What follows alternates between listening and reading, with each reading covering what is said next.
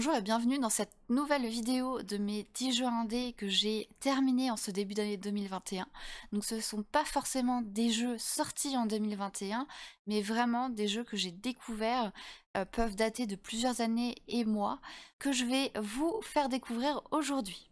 Premier jeu qui m'a particulièrement touchée, c'est Brothers A Tale of Two Sons, qui est inspiré du roman Les Frères Cœur de Lion d'Astrid Lindgren, sorti en 1973.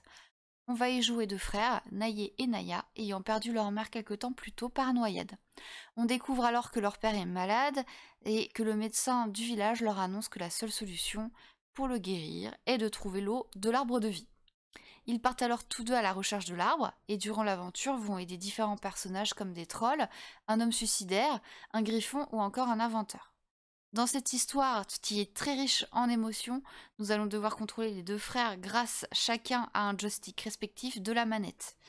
Le jeu est sorti en 2013 et est disponible sur toutes les consoles et PC. Autre jeu qui est sorti depuis quelques temps mais que je n'avais toujours pas fait, c'est Inside. Nous incarnons alors un jeune garçon qui fuit des hommes à sa recherche, tel une rafle dans les heures sombres de l'histoire. N'ayant pas de narration explicite, on comprend que notre but est de fuir ce monde sombre. On découvre plusieurs phases de plateforme et d'énigmes au fil du jeu, le tout en défilement horizontal. Plusieurs interprétations au jeu et à sa fin sont encore débattues actuellement, et je vous laisse donc le plaisir de le découvrir si vous ne l'avez toujours pas fait, et ça ne prendra que quelques heures pour le faire. Tout comme le prochain jeu qui est Apsu, qui est un jeu d'exploration des fonds marins où l'on incarne un plongeur nageant avec les poissons. On aura également différents petits puzzles qui nous feront avancer dans l'histoire et des petits secrets seront à découvrir. C'est un magnifique instant chill qui nous fera prendre conscience de cette biodiversité riche, que ce soit par des points où l'on peut contempler la faune et la flore, ou encore interagir pour découvrir les noms des différentes espèces d'animaux sous-marines.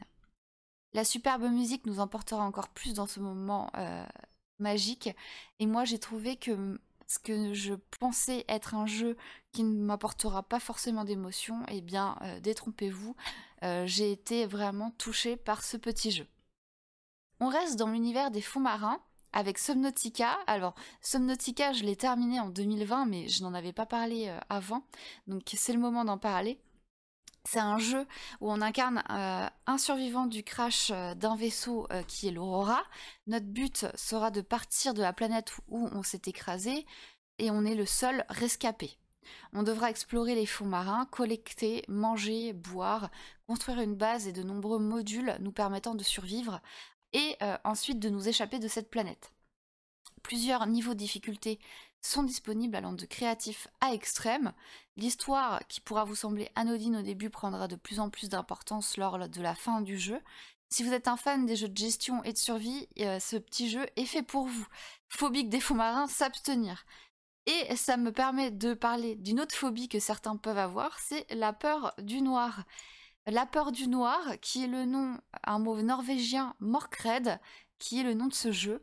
Thématique principale est donc cette crainte de l'obscurité, où il faudra utiliser la lumière et l'ombre pour résoudre des énigmes dans un monde inspiré des longs hivers et de la culture nordique. On jouera un couple silhouette noire qui doivent pousser une orbe de lumière. Attention, si l'un de ces personnages passe dans une ombre, il meurt, et c'est assez facile voilà, d'oublier qu'il ne faut pas passer dans l'ombre. Et d'ailleurs, un élément très important dans le jeu, nous comprenons rapidement que nous devons la protéger à tout prix afin d'atteindre sa destination finale. Le titre est jouable en solo, mais est vraiment idéal pour jouer à deux, en coop, sur le canapé, il n'y a pas de souci. Il est sorti très récemment en décembre 2020 et il est disponible notamment sur le Game Pass. Restons dans les phobies, si vous avez peur des rongeurs, partez maintenant, car je vais vous parler d'un jeu où l'on incarne une petite souris ménestrelle, Tilo, dans Ghost of a Tale, également disponible sur le Game Pass. Ce jeu où on incarne Tilo, qui est emprisonné dans une petite prison gardée par des rats, peut sortir au début du jeu de sa cellule et s'échapper mystérieusement aidé par quelqu'un.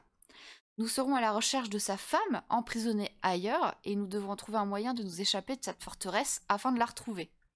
Nous serons aidés par d'autres personnages et découvrirons l'histoire de Tilo au fur et à mesure de l'aventure. On aura des moments de calme qui s'alterneront avec des musiques épiques en fonction des lieux visités. On aime bien ce type de jeu où la discrétion est de mise car il n'y a aucun combat.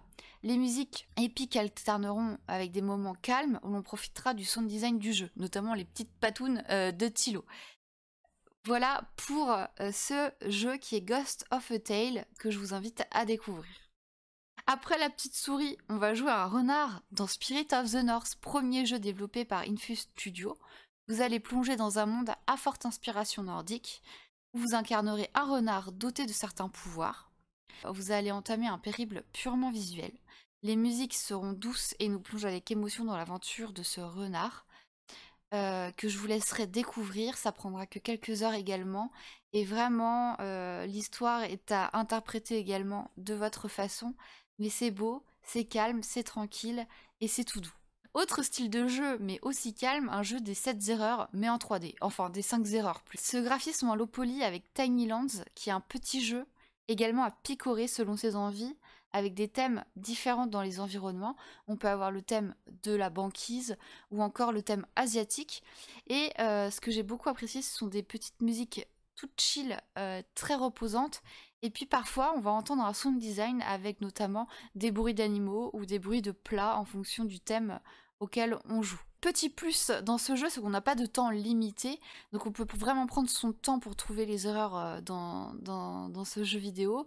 Vous pouvez prendre 5 minutes sur une map, comme 1 heure, repartir, revenir. Ce jeu, qui est Tiny Lands, m'a beaucoup fait penser à un jeu que j'adore, qui m'a fait beaucoup penser à Highlanders, qui est un jeu vidéo de construction de ville. Au début de chaque session, les joueurs se voient présenter une petite île qui est générée vraiment procéduralement. On a un pack également de bâtiments à placer. Et ces bâtiments rapportent des points qui sont influencés par les caractéristiques naturelles des autres bâtiments avec un rayon de score. On va gagner des points, ça va débloquer différents types de bâtiments au fur et à mesure. Le fait de marquer ces points remplit la jauge qui va être à droite de votre écran. Et une fois rempli, ça va permettre de passer sur une autre île. Le nombre de points pour réapprovisionner l'inventaire et se déplacer vers une nouvelle île augmente à chaque déverrouillage, naturellement. Les joueurs sont libres de rester sur leur île actuelle et de continuer à construire et augmenter le score, ou de passer à l'île suivante. Le score du joueur est cumulatif sur toutes les îles d'une session et l'objectif global est donc d'atteindre le score le plus élevé de toute la session. Le jeu se termine si le joueur n'a plus de bâtiments à placer ou d'espace pour placer les bâtiments avant de déverrouiller l'île suivante. Et comment ne pas finir cette sélection des jeux indés de ce début d'année 2021 sans parler d'un jeu d'horreur psychologique à la 3e personne qui est The Medium, développé par Bluebird Team, très connu pour avoir développé également Layers of Fear. Et dans ce jeu, The Medium, on a également la musique Akira Yamaoka qui a également fait les musiques de Silent Hill. Dans The Medium, on va incarner Marianne, une jeune femme endeuillée par la mort de son père adoptif. On comprend rapidement que Marianne a un don pour voyager entre le monde des morts et celui des vivants. Elle aide notamment les morts à passer de l'autre côté afin d'être en paix. On découvre également qu'elle est hantée par le rêve de la mort d'une petite fille. Au début du jeu, elle reçoit alors un appel téléphonique d'un certain Thomas qui lui promet d'apporter des réponses voilà, sur ses dons et notamment sur la vision qu'elle a de la mort d'une petite fille qui la travaille beaucoup. Mais pour cela, Marianne doit l'aider, le retrouver près des ruines d'un complexe hôtelier Niwa. Voilà, le jeu se passe en Pologne. C'est là que l'histoire commence vraiment. Et ce jeu est intéressant dans son gameplay avec la jouabilité des deux mondes en même temps ou s'alternant. Voilà, on peut jouer dans le monde des vivants, dans le monde des morts ou les deux en même temps.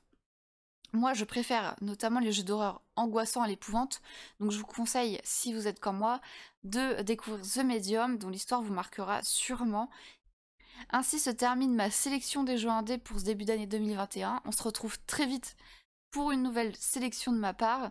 En attendant, si vous voulez découvrir également mes lives Twitch où je fais ces jeux indés, parce que je les fais tous et je les termine très souvent tous, vous pouvez me découvrir sur ma chaîne Twitch qui est dans la description en dessous. Merci à tous, à très vite, bye bye.